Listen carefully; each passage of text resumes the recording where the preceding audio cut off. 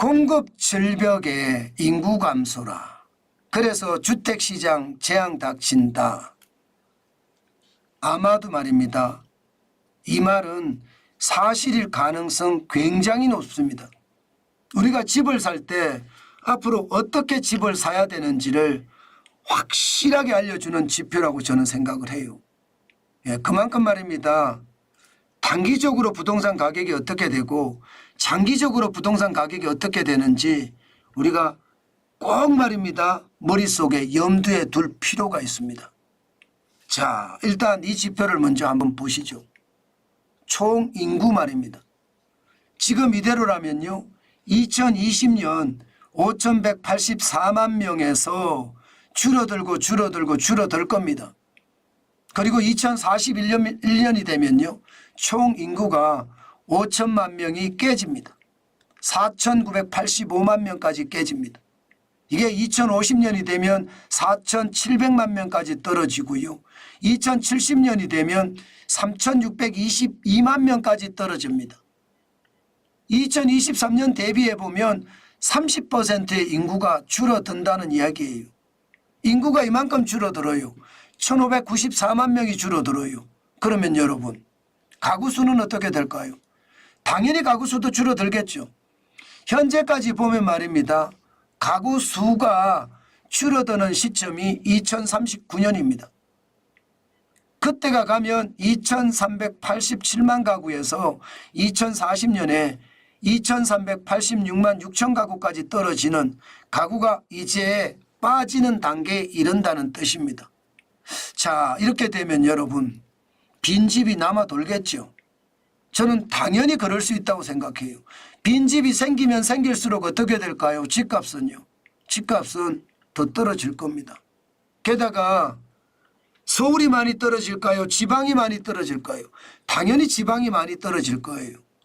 지방은 서울보다 많이 떨어지고요. 대도시보다는 중소도시가 많이 떨어질 겁니다. 2039년이라는 게 지금 얼마 안 남았습니다. 지금이 2024년이에요. 앞으로 15년 후입니다. 15년 후. 15년이면 세월 금방 가거든요.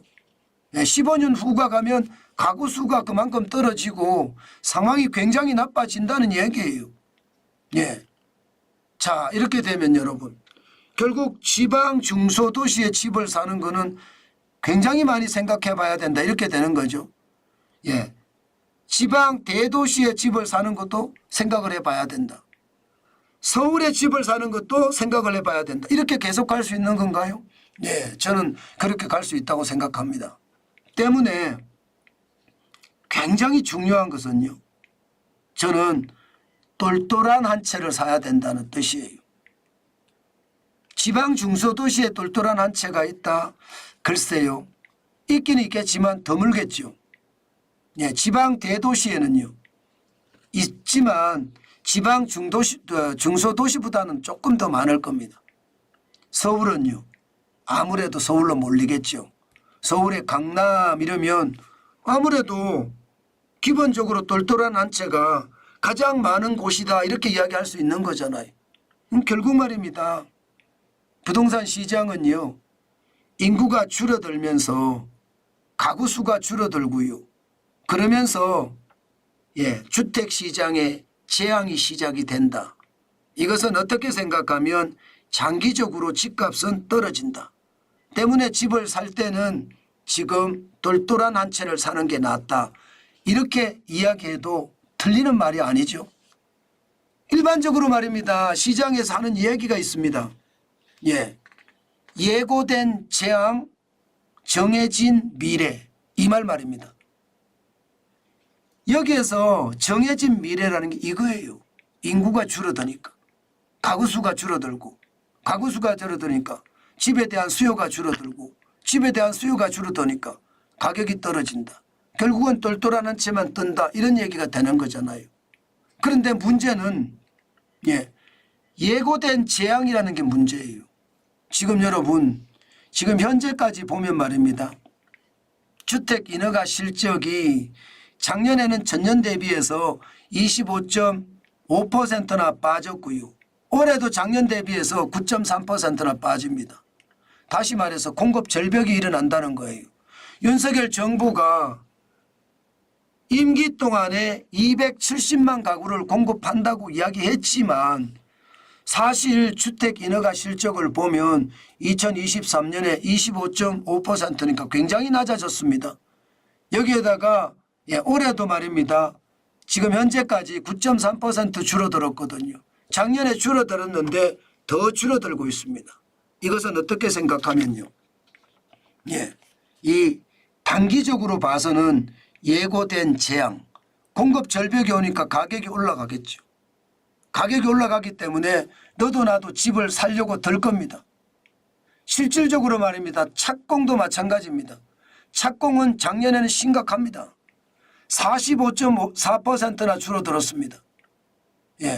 2022년만 하더라도 엄청난데 38만 3,404가구잖아요. 거기에 비해서 45.4%가 줄어들었습니다. 그런데 2021년 보세요. 58만 3,400가구입니다. 3,700가구입니다. 거기에 비하면 여러분 2022년이 줄어들었는데다가 2023년 더 줄어들었죠. 올해는 약간 늘어납니다. 6.5% 34,100가구가 늘어나서 약간 늘어나긴 하지만 전체적으로 지금 많이 줄어든 게 보이죠. 이것은 어떻게 생각하면요. 단기적으로는요. 집값이 오를 수 있다는 이야기예요.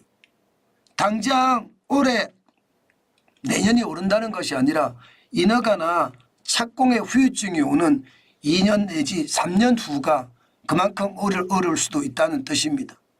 지금 집값 자체는 보면 여러분 서울 아파트 평균 거래 금액이 지금 작년 11월에 10억 3,395만 원까지 떨어졌다가 이제 올 3월에 10억 9,492만 원까지 올라갔거든요. 다시 말해서 집값이 또 올라가는 모양새를 취해요. 이게 모두가 말입니다. 공급 절벽에 대한 어떤 불안감 때문에 집을 사기 때문에 그렇거든요. 지금 분명한 것은 단기적으로 지금 인허가가 적어지고 그에 따른 착공이 뒤따라지지 않으면서 2, 3년 후에 공급 절벽은 피할 수 없는 일이다. 그렇기 때문에 예고된 재앙이라고 이야기한다. 이렇게 얘기하고 있습니다. 실제 국토연구원 같은 경우도요.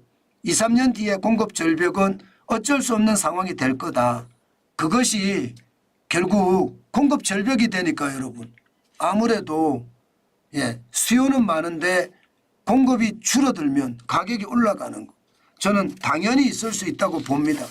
그렇기 때문에 여러분 시장 반드시 말입니다. 아주 냉철하게 봐야 됩니다. 요즘 같을 때 작년에 제가 11월 달 이럴 때 우리가 임장을 하자 그런 말씀을 드렸던 적이 있습니다.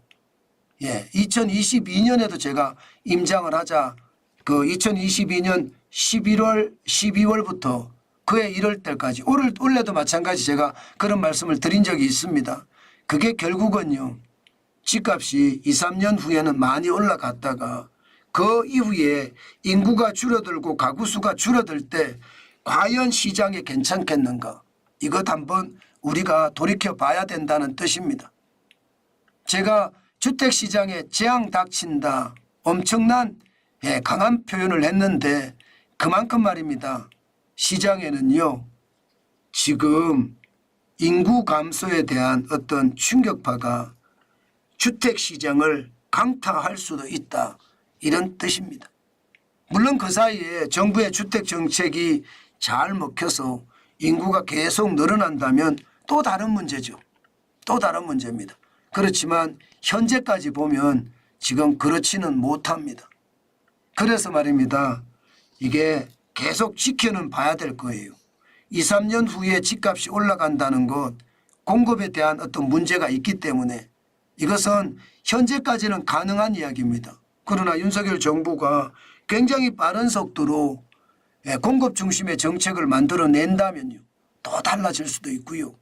또 저출산에 대한 문제가 어마어마하게 심각한데 정부의 파격적인 저출산 대책이 나와서 인구가 늘어나기 시작한다면 또 이것도 다른 문제입니다.